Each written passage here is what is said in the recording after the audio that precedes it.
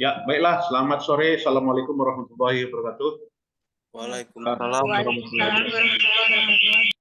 Ya, pada pertemuan lanjutan ini merupakan program lanjutan ya dari mata kuliah metodologi penelitian yang sebelumnya diampu oleh ini Pak Andre Sumitra ya, Pak Dr. Andre Ya, Sumitra ya.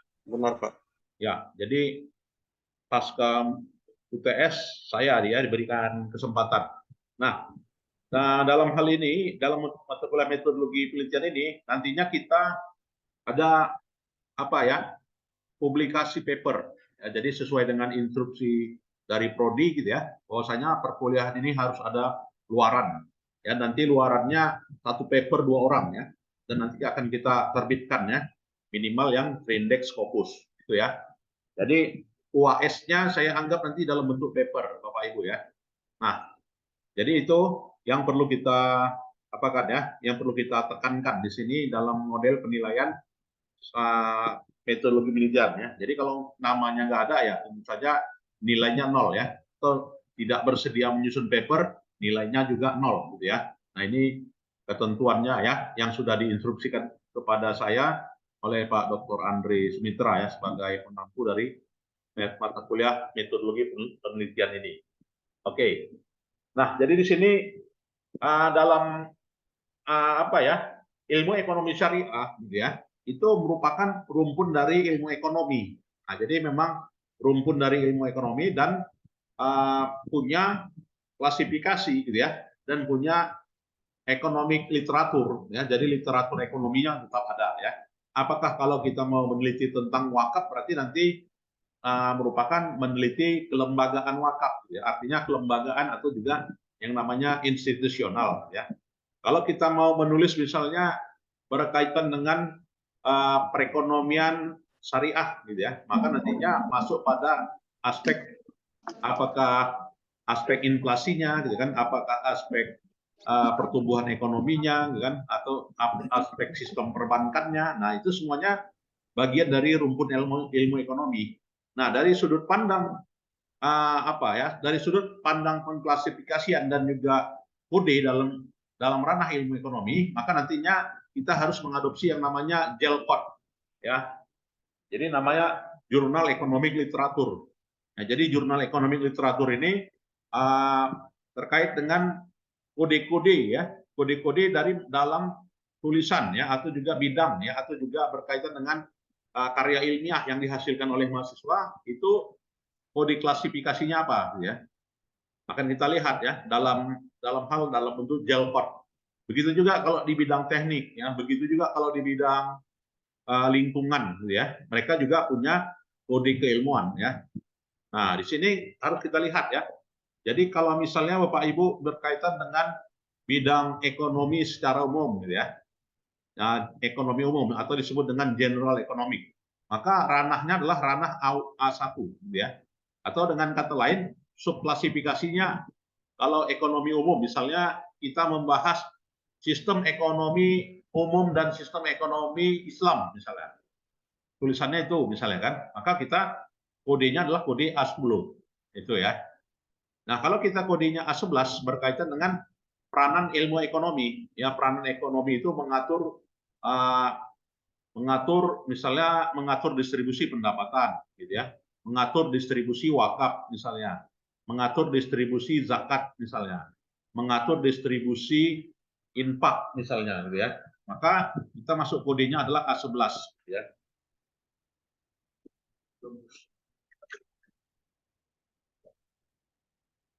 Ya, jadi itu ya, A11 adalah rule ekonomi. Kemudian kalau misalnya topiknya kita berkaitan dengan market for economies gitu ya, misalnya kondisi pasar gitu ya, apakah pasar dalam keadaan ekonomi terbuka gitu kan, apakah pasar dalam keadaan monopoli gitu kan, maka kodenya adalah A11. Nah, ini Bapak Ibu wajib mengadopsinya. Begitu juga A12 ya, kalau berkaitan dengan bidang yang dalam hal ini berhubungan dengan disiplin dengan ilmu lain. Ya, bagaimana disiplin ilmu psikologi, bagaimana hubungannya dengan disiplin ilmu sosial, bagaimana hubungannya dengan disiplin ilmu yang lain, ya. Kemudian A13 berkaitan dengan sosial, ya. ya nilai-nilai sosial. Ya kalau bicara kita misalnya sosiologi Islam, ya maka kodenya adalah A14 ya. Kalau kita berbicara mengenai ini ya bidang pendidikan ekonomi, jadi misalnya bidang pendidikan ekonomi Islam, maka kodenya adalah kode apa ya? Kalau pendidikan ekonomi Islam di madrasah misalnya. Nah, kalau di madrasah berarti misalnya itu adalah masuk pada ini ya pre-college ya A21. Nah, kalau misalnya berkaitan dengan kerja kolektif gitu ya. Nah, jadi masuk kerja kolektif maka di situ kodenya adalah A31 gitu ya. Nah, kalau berkaitan dengan topik apa ya sejarah ekonomi Islam misalnya, sejarah pembukuan ya, sejarah perbandingan antara mazhab ekonomi dengan neoklasik misalnya. Nah, kalau hal itu misalnya dibicarakan, maka kita masuk topiknya adalah topik B12 gitu ya. Ya, kalau misalnya topiknya berkaitan dengan sejarah institusi misalnya sejarah lembaga wakaf, sejarah lembaga zakat di Indonesia, gitu kan, sejarah proses label halal, gitu ya. Nah, maka di situ kita masuk kategorinya adalah kategori historical institusional, gitu ya. Jadi kodenya B15 ya, bukan B12, apalagi B11, gitu ya. Kepaham ya? Nah, begitu juga kalau bidangnya adalah sejarah ekonomi sebelum tahun 1925, gitu ya. Nah, sejarah ekonomi sebelum 1925, ya maka kita masuk kodenya adalah mikroekonomik, gitu ya. Kalau mikroekonominya kita bahas, gitu ya. Nah, ini yang perlu kita lihat.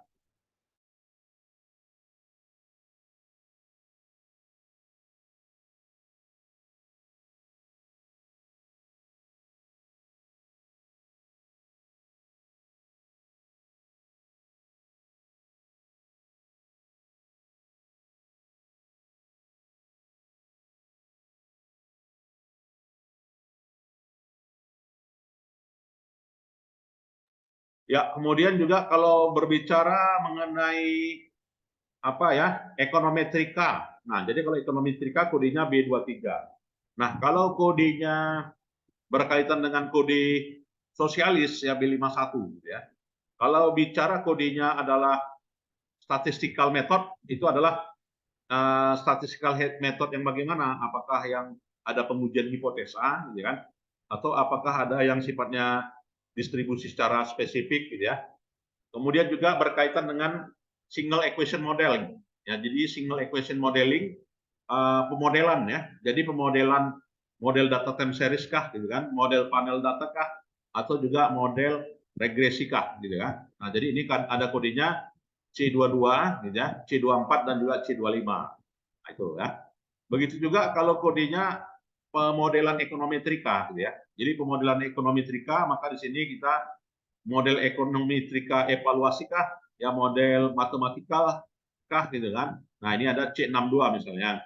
Atau juga berkaitan dengan kooperatif ya, misalnya tentang koperasi gitu ya. Adanya koperasi Islam. Nah, maka kodenya itu adalah apa ya? Kooperatif. Ya, jadi situ kooperatif cari gitu ya. Kalau berkaitan dengan desain eksperimen laboratorium gitu ya, maka masuknya adalah C92 gitu ya. Kemudian kalau misalnya berkaitan dengan mikroekonomi ya maka D01 ya. Kalau berkaitan dengan rumah tangga ya, perilaku rumah tangga ya, atau juga family ekonomi gitu ya, maka masuknya D14. Nah, ini harus Bapak Ibu cari ya untuk disertasi atau juga nanti penulisan papernya ya, harus cari 3 atau juga 4 kode-kode ini gitu ya. Begitu juga kalau berbicara mengenai dalam kolektivitas pengambilan keputusan ya. Ada pengambilan keputusan secara sosial, ada pengambilan keputusan secara birokrasi, ada berkaitan dengan konflik. Nah, ini kodenya ya. Kemudian kalau berkaitan dengan apa ya? General Aggregative Model ya, maka ini E11, E12 atau juga E13 ya. Begitu juga kalau bicara harga gitu kan. Misalnya harga berkaitan dengan kebijakan harga gitu kan, maka price label gitu ya. Sini adalah E31. Ya, kalau berbicara berkaitan dengan money ya, uang dan juga suku bunga, sistem moneter ya, atau juga misalnya rejim devisa bebas misalnya kan kita bahas di tulisan itu, maka E42 ya kodenya. Atau misalnya berkaitan dengan kebijakan moneter ya, maka E52. Ya, kalau kebijakan makro ya maka di sini kita ambil E64 gitu ya. Kalau kebijakan umum dia misalnya ekonomi internasional gitu ya, F02 gitu ya, Pak Ibu. Kemudian kalau berbicara mengenai sistem apa ya, migrasi internasional ya, F22. Ya, kalau berbicara dengan keuangan internasional maka F34 ya. Kalau bicara misalnya pembahasan disertasinya membahas misalnya nilai tukar gitu ya. Nilai tukar negara Islam ya. Misalnya ya maka ini F31 gitu ya. Sebenarnya dari sini bisa banyak topik gitu ya. Kalau misalnya untuk mengeksplorasi disertasi masing-masing gitu ya. Topiknya bingung memilih topik maka lihatlah Gelcode ini ya. Jadi Gelcode ini adalah alat untuk mengklasifikasikan topik-topik bidang ilmu ekonomi ya. Nah, begitu juga kalau berbicara dengan aspek ekonomi makro ya. Kita bicara kebijakan transmisi gitu ya, F42 gitu ya. Kalau misalnya berkaitan dengan politik ekonomi maka F53 ya. Kalau berbicara dengan keuangan misalnya keuangan Islam gitu kan, atau berbicara mengenai regulasi pasar modal gitu ya. Maka di sini kita ambil G14, G18 ya. Kalau berbicara mengenai kelembagaan keuangan ya, apakah LKS ya, lembaga keuangan syariah gitu kan, atau lembaga keuangan mikro syariah gitu kan. Maka topiknya adalah topik yang berkaitan dengan institution yaitu J21 ya, karena berbicara bank ya, other repository institution, kemudian micro finance institution dan juga mortgage ya. Kalau berbicara mengenai keuangan perusahaan dan juga tata kelolanya. Nah, keuangan perusahaan dan tata kelolanya kalau berbicara dengan anggaran gitu kan, ya maka nanti G31 Bapak Ibu pilih ya. Atau juga G32 ya, atau berbicara kebangkrutan G33 ya. Kemudian kalau berbicara dengan terkait dengan topik ekonomi publik gitu ya. Ya, ekonomi publik di sini adalah efisiensi misalnya H21 gitu ya. Kalau berbicara mengenai risetnya tentang APBN gitu kan, kemudian juga APBD gitu kan, maka di situ adalah berkaitan dengan ini ya, topik H50 sampai dengan H59 kodenya.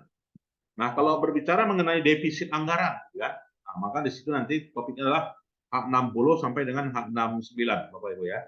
Kalau berbicara dengan topik ya apa ya, pemerintahan daerah gitu kan, banyak ini kan pemerintahan daerah, maka H70 dia, H70 atau juga H79. Nah ini ya, jadi misalnya sudut pandangnya berbicara mengenai sisi pengeluaran ya, subsidi, pajak gitu kan, kemudian hubungan antara zakat dengan pajak misalnya Bapak Ibu. Nah, maka di situ kita ambil H71 gitu ya. Atau juga misalnya berkaitan dengan kesehatan gitu ya. Analisa kesehatan maka di sini L11 gitu ya. Kalau bicara pendidikan maka di sini pendidikan keuangan, literasi keuangan misalnya kan, I22. Kalau berbicara dengan kesejahteraan adalah I32. Ya, kalau berbicara mengenai tenaga kerja gitu kan, dan juga demografinya ya, ini masa itu adalah kode J ya. Jadi J, apakah J-nya J0, J1 atau juga J2 gitu ya. Jadi kalau dia J2 berkaitan dengan apa ya? Ketenaga kerjaan ya. Ketenaga kerjaan, ukuran perusahaan gitu ya. Kemudian juga alokasi waktu. Begitu juga kalau berkaitan dengan upah gitu kan. Jadi upah misalnya UMP ya, upah minimum provinsi, UMK, upah minimum kabupaten, UMR, upah minimum regional. Dulu kan UMR gitu kan. Nah, ada tulisan kita tentang itu, maka kodenya adalah J30 atau juga J39 ya. Nah, ini ya. Jadi boleh J30, J31 ya, topiknya yang mana. Tuh. Ini wajib gitu ya. Jadi dalam disertasinya sebutin aja gel code-nya apa, gitu kan? Atau dalam papernya apa, gel code-nya apa. Nah ini. Ya, kemudian juga kalau berkaitan dengan masalah ketenaga kerjaan, gitu ya. Kemudian juga masalah mobilitas, ya. Kemudian juga masalah diskriminasi tenaga kerja, gitu kan? Ya, atau juga berkaitan dengan hukum dan ekonomi, gitu kan? Nah, hukum Islam, gitu kan? Maka kita masuk ini areanya, ya. Apakah dia jadi masuk kode K, ya, kode K. Oke, kemudian berbicara mengenai industri organisasi gitu ya. Nah, ini kodenya. Dan ini semuanya harus diadopsi gitu ya. Berbicara mengenai ya business and administration, ya marketing and accounting. Nah, kodenya ini. Oke. Ya, mungkin sampai di sini ada yang mau kita diskusikan, dipersilakan. Cukup banyak ini ya dan cukup menarik, dan ini juga bisa menjadi landasan Bapak Ibu ya dalam menulis disertasinya nanti berdasarkan temanya ya, tema-tema yang diinginkan. Silakan, ada yang mau diskusi?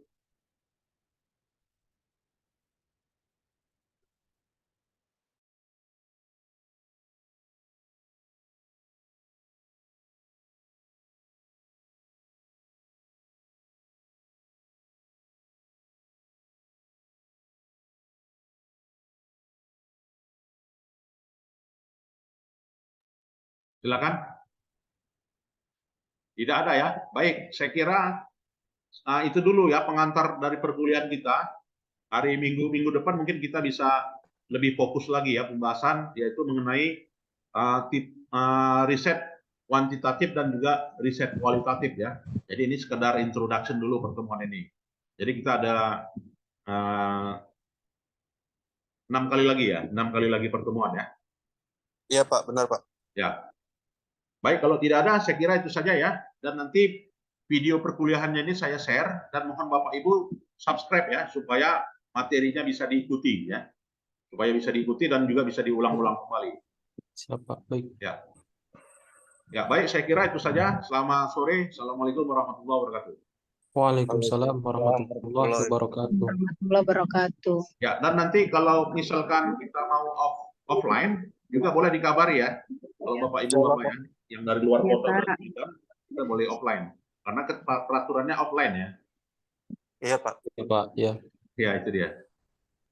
Nah, itu ya. Baik, saya kira itu saja. Boleh meninggalkan ruangan ya. Terima kasih. Baik Pak. Terima kasih Pak. Ya, sama-sama.